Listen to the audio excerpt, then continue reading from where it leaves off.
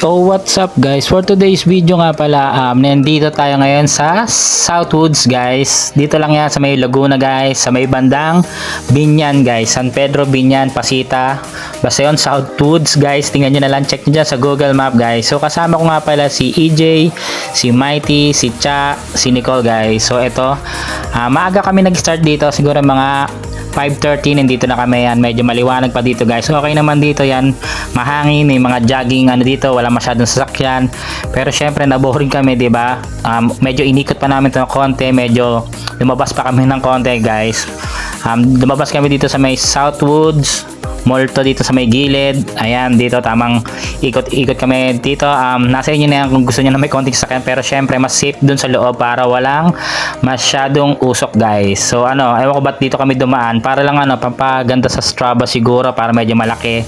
Pero bumalik din naman kami sa loob guys, para lang maiba lang din yung view, di ba, para hindi ka tamarin. Tapos ito, ayan, dito kami dyan, medyo lakad ako ng konti, sila continuous pa rin yung pacing nila dito guys. So ayan si Mighty, yan si Cha, si Nicole, saka medyo hinihingal na ako dito. Tapos yung ginamit ko nga pala na smartwatch guys, nakakonect sa Strava yon.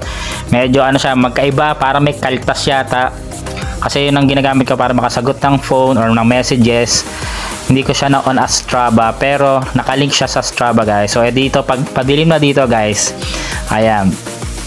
So ayan, tamang exercise lang kami dito guys. So hindi pa kami nakakasali sa fun run ulit guys. So ito, tamang pa-condition muna kami dito. 5 kilometers, 3 kilometers lang, ganon. Hindi siya kumonek, pero sabi mga sa Strava 5 daw yon. Pero yung ginamit ko kasi yung apps nung sa smartwatch guys. So iba-iba sila. Kulang ng 2 kilometers. Pero okay lang naman yan guys, diba? Hindi naman yun yung mahalaga doon, diba? Pang social media lang naman yun ang importante. Exercise to, kaya tayo nagja-jogging, diba? Tapos bonus na lang tong pagva-vlog natin dito guys. So ingat nga pala tayo pagka gabi guys, kahit saan lugar to siguro, kahit dito. So may nangyari dito, nagulat kami, biglang may lumapit na babae kay Mighty guys. Tapos biglang humihingi ng tulong, nahablot daw yung cellphone niya. iPhone nga pala yung cellphone ni ate guys. So kawawa naman siya, nakamotor daw na at naka-black, dalawa daw yung magkaangkas. Nasa bulsa daw yung cellphone niya, sa likod nakalagay. Tapos bigla na lang daw kinuha yung cellphone niya.